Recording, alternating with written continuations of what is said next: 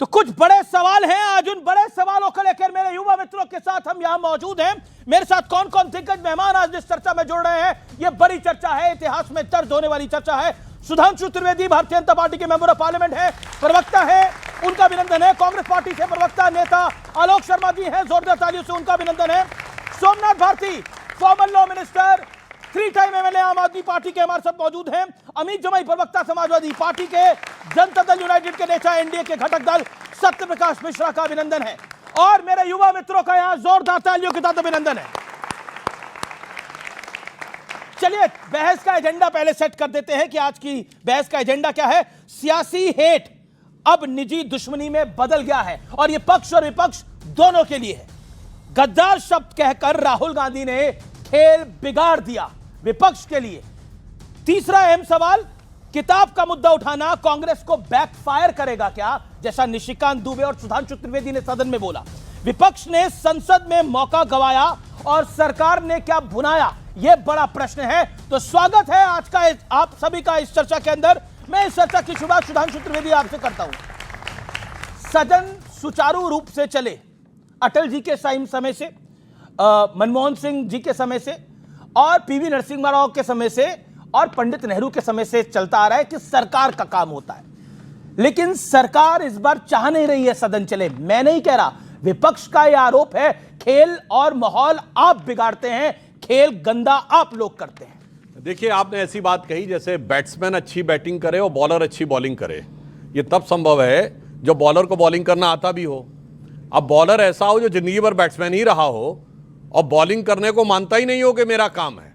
तो जो लोग सत्ता पक्ष में रहते रहते सत्ता को अपनी जागीर समझने लगे थे, अपना जन्म सिद्ध अधिकार समझने लगे थे, 14 में उन्हें लगा कि तुक्का लग गया। 19 के बाद आपने देखा कि उनकी छटपटाहट बढ़ गई थी। 24 के बाद वो छटपटाहट बौखलाहट और खिसियाहट में तब्दील हो गई है। और यह बात मैं इसलिए कहना चाहता हूं कि ये इंडी गठबंधन का, इंडिया अलायंस की बहुत बात की गई। जी जी जी। समस्या क्या है कि सदन के पटल पर इंडिया अलायंस जैसी कोई चीज नहीं है। इंडिया अलायंस का कोई लीडर नहीं है, ना राज्यसभा में ना लोकसभा में। ना उन्होंने लोकसभा के स्पीकर को ना राज्यसभा के चेयरमैन को लिख के दिया है कि ये मेरा इंडिया अलायंस है, इसमें ये पार्टी और ये लीडर। जैसे हमने एनडीए का अलायंस है, हमने प्रधानमंत्री जी का नाम लिख के दिया हुआ है। हमारा लोकसभा राज्यसभा दोनों में है कौन से दल हैं, कौन नेता है। तो अब कारण क्या हो गया है, ये लोग आए हैं एक ही मुद्दे के ऊपर, एंटी मोदी और एम फैक्टर।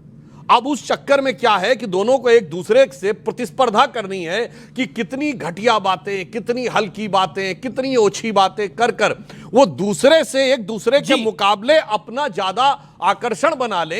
इस कारण से यह समस्या आती है। ठीक है। और मैं इसमें बस एक पंक्ति कहते हुए बात समाप्त करता हूं, फिर आप उसके बाद कहिएगा। यह बेसिकली प्रॉब्लम है, इसलिए कांग्रेस एक एजेंडा पे चलती है, तृणमूल एक एजेंडा पे चलती है और सब एक दूसरे में रायता फैलाते रहते हैं, परंतु अंत में प्राप्त कुछ नहीं करते। तो इनके लिए एक लाइन कहना चाहूंगा कि ये वो लोग हैं कि मतलब एक शेर में कहूंगा कि कश्ती भी नहीं बदली और दरिया भी नहीं बदला, पर इन डूबने वालों का जज्बा भी नहीं बदला है। शौक सफर ऐसा, एक उम्र हुई हमने, मंजिल भी नहीं पाई, रास्ता भी नहीं बदला। जी जी। आलोक शर्मा जी, क्या आपको लगता है कि सदन में बीते 5 दिनों में, 6 दिनों में जो कुछ हुआ वो हम सब ने देखा, क्या आपको लगता है गद्दार कहने की आवश्यकता थी रवनीत सिंह बिट्टू को, और वहीं से खेल बिगड़ा और फिर खेल बिगड़ते बिगड़ते यहां तक आके पहुंच गया कि निजी हमले हो रहे हैं? देखिए, उस संसद के बाहर एक शब्द इस्तेमाल हुआ और पार्टी और किसानों के साथ जिस व्यक्ति ने जैसा व्यवहार किया, उस तरह की बात, उस तरह की शब्दावली संसद के बाहर हुई। पर उन्होंने कहा दुर्भाग्य, रवनीत सिंह बिट्टू ने बोला कि हाथ मिलाए मेरी जूती। तो छोड़ दीजिए, वो अब जिस तरह का जिसका लेवल होगा। वो 2 साल पहले सोनिया जी को मम्मी कहते थे, 2 साल पहले, 3 साल पहले कहते थे कि राहुल गांधी ही प्राइम मिनिस्टर होने चाहिए, मेरी पगड़ी ही राहुल गांधी ने दी है। पता नहीं कौन कौन सी भाषा का इस्तेमाल करते थे। मैं उनको जबरदस्ती हाईलाइट नहीं करना चाहता। अब बात आती है इंडिया अलायंस जो है, उन्होंने चिट्ठी नहीं दी इसलिए संसद नहीं चल रही है, सांसद महोदय कह रहे हैं। मतलब इतनी कमजोर सरकार है। अरे भाई सुन लीजिए ना, आपस में लड़ाई है कि नहीं है इंडिया गठबंधन के लोगों में, इससे संसद का क्या मतलब है? संसद आपको चलानी है, सत्ता में आप बैठे हैं, आप एक डरपोक सरकार हैं, आप एक कमजोर प्रधानमंत्री को फ्रंट में लेकर चल रहे हैं, जो एक किताब की फोटो से देखकर डर जाता है, जो चीन से डरता है, जो अमेरिका से डरता है, जो रशिया से तेल खरीदना अमेरिका के कहने से बंद कर देता है, जो एप्स्टीन से डरता है, जो व्यक्ति जिस तरह की क्रियाओं में लिप्त रहा आप उससे डर रहे हैं, उसका नाम नहीं आना चाहिए। अरे किताब किसकी है? किताब कोई एप्स्टीन ने तो लिखी नहीं, किताब हमारे ही जो जनरल रहे हैं, आर्मी के चीफ रहे हैं, उन्होंने लिखी है। 1.5 साल से ना आप उसको पब्लिश होने दे रहे हैं, ना आप उसको सही बताते हैं ना गलत बताते हैं, फिर आप महिला सांसदों के पीछे जाके छिप जाते हैं।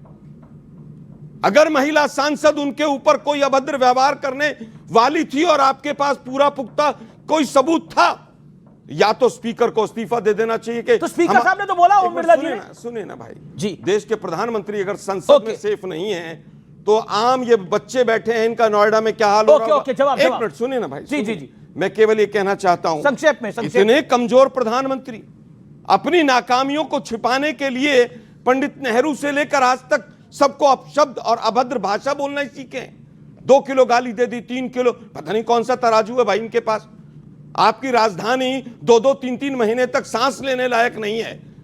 जहरीला पानी पीकर लोग मर रहे हैं।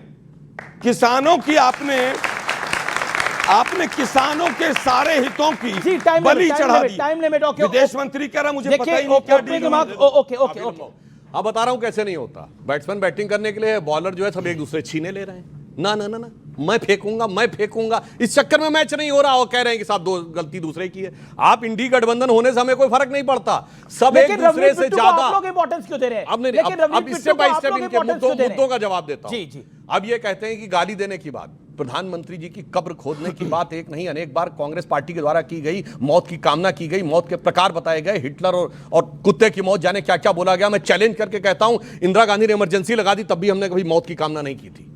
यह अंतर है हमारे और इनकी सोच में। और दूसरी बात, जहां तक यह बात है, प्रधानमंत्री जी को मां की गाली दी गई और उसके बाद कंडेमनेशन नहीं हुआ बिहार के चुनाव के दौरान, शुद्ध मां की गाली, और उसके बाद उसका परोक्ष रूप से बचाव करने का प्रयास किया गया। इसलिए होता है निर्लज्जता का यह प्रतीक, और जिसे विपक्ष में कार्य करना नहीं आता वो इसको ही बताना चाहता हूं। आप किताब की बात कह रहे हैं, पहली बात पता होना चाहिए, जो नेता प्रतिपक्ष है उसे यह नहीं पता है कि सदन के पटल के ऊपर जो किताब प्रकाशित ही नहीं है वो किताब ऑथेंटिक प्रूफ नहीं मानी जा सकती। नंबर 2, मैं दूसरी बात पूछना चाहता हूं, ये लोग किस प्रकार से राष्ट्र के हित में काम करना चाहते हैं या विध्वंस करना चाहते हैं बताना चाहता हूं। आर्मी चीफ, डिफेंस मिनिस्टर और प्राइम मिनिस्टर के बीच की बात at the time of conflict official secrets act 1923 में आती है। मैं चैलेंज करके पूछता हूं, बताओ विंस्टन चर्चिल और जनरल डगलस मैकार्थर के बीच की कितनी जानकारियां हैं सेकेंड वर्ल्ड वॉर के बीच में?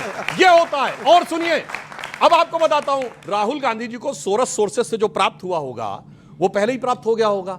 बीच में आई थी इंडो यूएस डील, अरे मुद्दा इस पे उठाना चाहिए, तो उनको इतना दिमाग थोड़ी लगाना है कि पिछले 24 घंटे में क्या हुआ है। वो किताब तो पहले आई हुई है। और क्यों सदन के पटल पे उठाना था? ताकि सदन के पटल पर जो इम्यूनिटी प्राप्त है, जो आप बोलेंगे तो आप पे ऊपर कार्रवाई नहीं हो सकती, इसलिए यह करना था। वरना बाहर आप बोलते तो आपके लिए राष्ट्रीय सुरक्षा के ऊपर आप पे कार्रवाई हो सकती थी ऑफिशियल सीक्रेट एक्ट के ऊपर कि आप कैसे कोट कर रहे हैं बगैर किसी आधार के। इस कारण से यह समस्या इनके लिए उत्पन्न होती है। और एक लाइन और, जिन्होंने बहुत लंबा बोला। अब मैं एक बात कहना चाहता हूं, सदन में आप अपना विरोध करिए, नारेबाजी करिए, अपने खड़े होकर, वो भी समझ में आता। आप वेल में आ जाइए तो भी समझ में आता।